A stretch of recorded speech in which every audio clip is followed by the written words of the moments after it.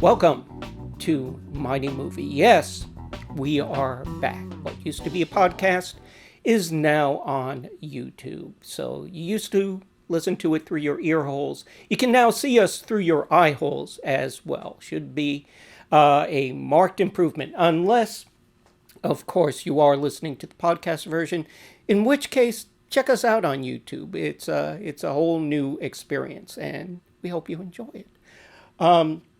So it has been quite a year, hasn't it? A deadly disease has stalked the earth, and what we've discovered in the months ensuing is that one of the best ways to fight it is to hunker in place, shelter at home. Yes, home is security, home is safety, home is inviolable, unless, of course, the government broadcasts an infernal signal into your TV via a cursed satellite dish.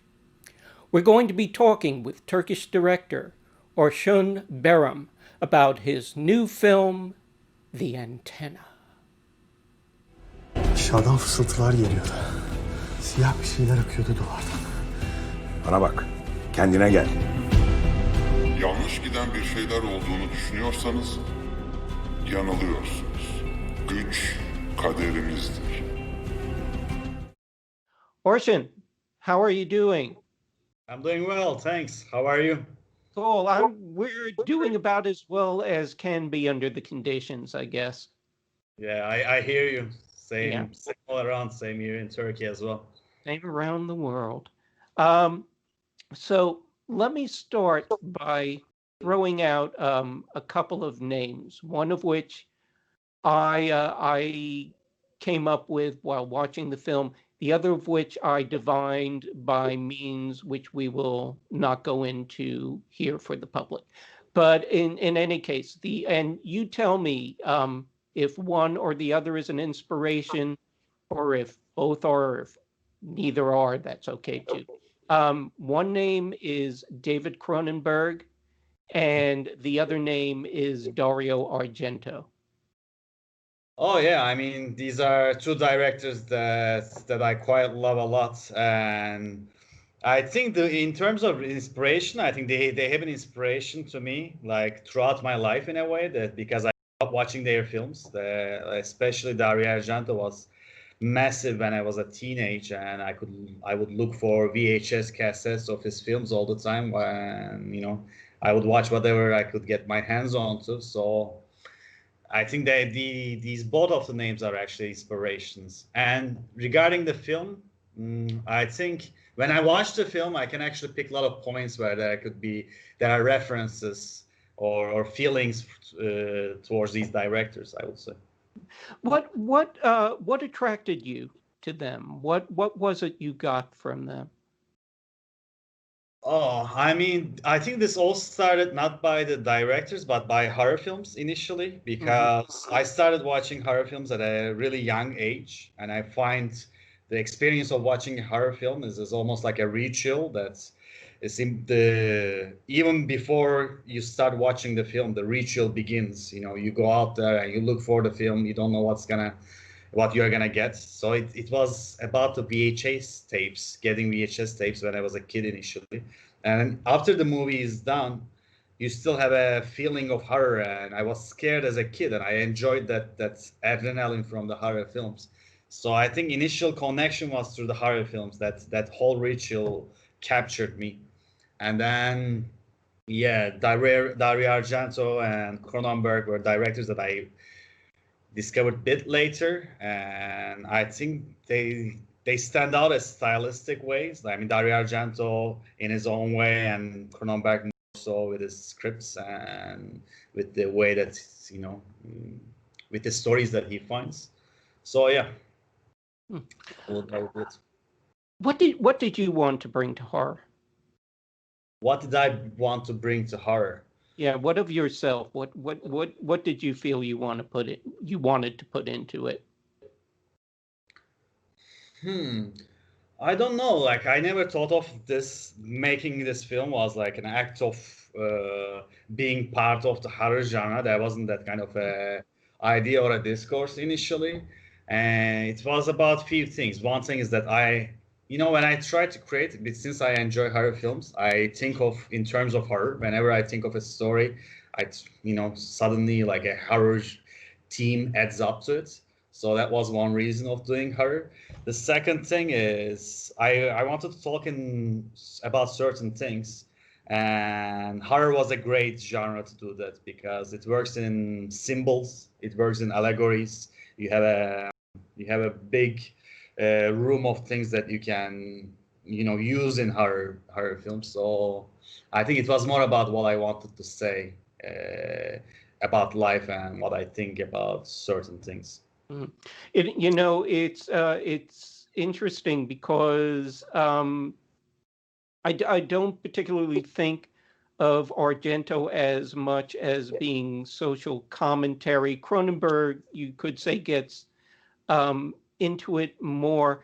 One of the things that I felt makes the antenna stand out is that there is a social commentary in there. Can you tell me what you wanted to say with this film?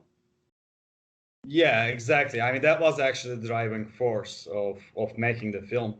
Initially, the idea came out of like a philosophical perspective about the simulation and simulacra, about how the media is deciding on how we perceive the world. But then it got into a different political system, the different political discourse, I would say, because of what goes on initially in Turkey, because this is what affected me the most. We have a huge problem with the media and the state-controlled media, and this is a huge problem with the manipulation of the society. So that was in the initial thing that was concerning to me. But what was happening was actually similar things are happening all around the world. Similar dynamics are working all around the world. Whenever I go to a new country, it's a bit different. The actors are different. The way it works is different. But you have in the United States, there's a different version of this, maybe with corporations and so on. In Turkey, it's a state. I go to Africa, it could be like a demographic situation about a tribe that is controlling the media. So there's the same dynamic manipulating the society all the time. So this was something really bothering me. Mm-hmm. Now, you studied film at Columbia College in Chicago. Yeah. I understand that. Let me ask you, because I don't know really all that much about the Turkish film industry. What is the industry like there? What's the infrastructure like? Is there an infrastructure? Yeah, actually, it's somewhat, in certain ways, it's a healthy industry here because, I mean, there are about more than 100 films being produced every year. And one of the great things about Turkey is that the Turkish audience actually prefers Turkish films. So it's self-sustaining in that sense. It has many different issues, but these are too detailed, I think, to explain. We have issues about some government support. We have issues about the movie theaters being owned by very few companies, so them deciding certain things. But overall, it's a functional and kind of a relatively big industry. Mm-hmm. Well, we don't have any problems in the United States with movie theaters being owned by big companies here. That's absolutely not a problem in the United States. But it's actually good to hear, because the general thing, at least from what we hear in the United States, is that everywhere in the world, it's like, give us American films. We want more American films, to the detriment of a local. So it's great to hear that Turkey, the population there, the people there, are actually more demanding of homegrown films. Yeah, I mean, it has most to do about the star system in Turkey. So so independent films do not enjoy as much from this connection. But still, I think it's definitely a good thing. Mhm. So, having been trained in the United States, what was it like to come back to Turkey and apply what you've learned here in the States over there? I mean, in United States, I think one thing is that everything is a bit more disciplined. The way that each department works, each role uh, person has on the set, and education was like that as well. It's specialized in, it's specialized on departments that you want to study. So in that regard, I think that's useful for me in my career when I was here as well. In Turkey, it's not as defined; it's a bit more loose. I think that will be the biggest difference that I will see that in US and in Turkey. In US, is a bit more established and disciplined. But overall, it's not a massive difference. It's still the same art. It's still the same ways of doing things. I will venture a guess that budget may be also an issue with the Turkish film. Were there any challenges for you in working within what you were able to finance? Okay, so I mean, in that regard, it's a blessing and a curse at the same time. It's a blessing because you can actually make a film in Turkey probably way cheaper compared to US, probably like 10 times cheaper here because of the economy, basically. So that's the blessing part. But the curse is that you are limited still. You have to be very creative finding certain things. You don't have access to everything from some tools for makeup, special effects, plastic makeup, to many other stuff. So in that regard, it was very challenging for me. We found a lot of stuff from the junkyards, and a lot of the furniture that we use as props are furniture from our own houses and so on. So in that regard, it's difficult to make a film and then be limited in that setting. I presume the interiors were shot mostly on a sound stage. You did do some location shooting and please tell me that all of Turkey is not as gray as we see in the antenna. No, no, it's not as gray as it. No, completely not actually. It's a pretty nice country, but we have our gray moments, let's say, and places.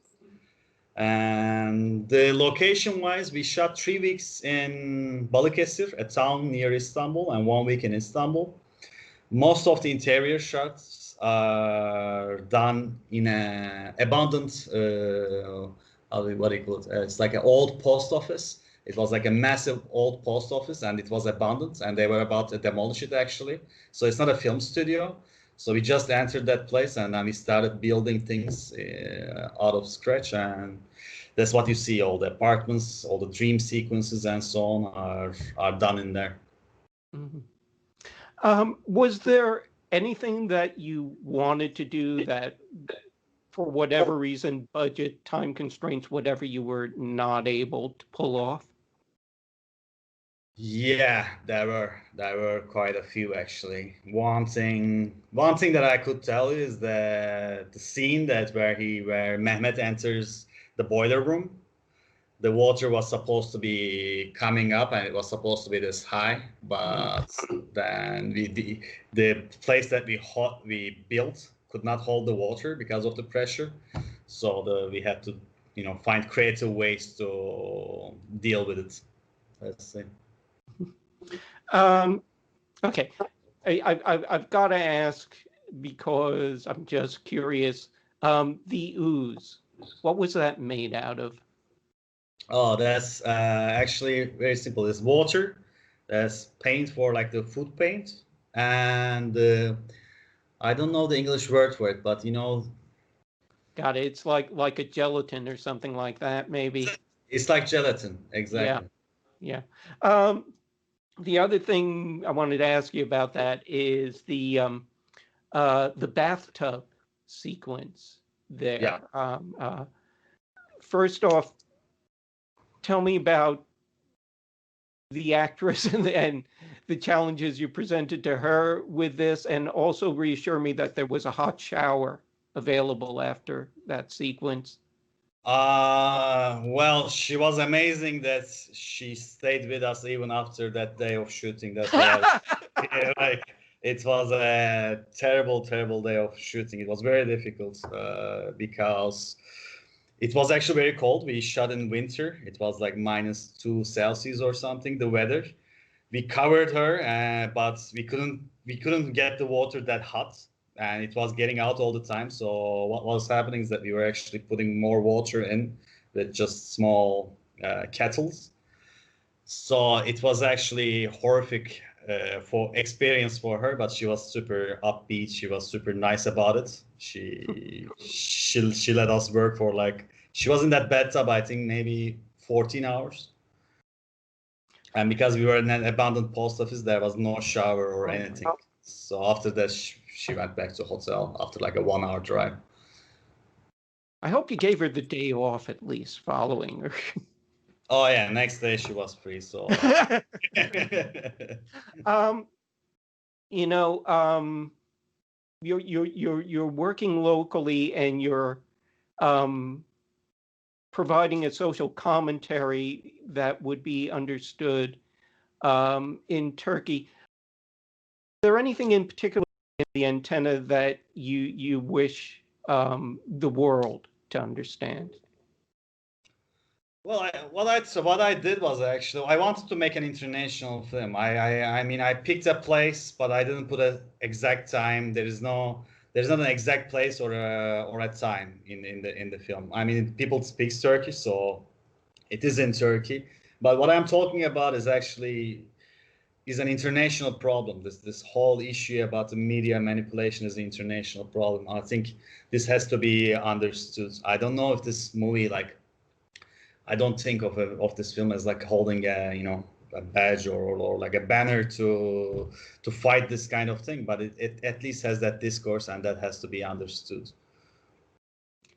The Antenna is available now through virtual cinema. Support your local theater, and will be available later on through video on demand. And there's a fine line between the two, but it's an important line nevertheless.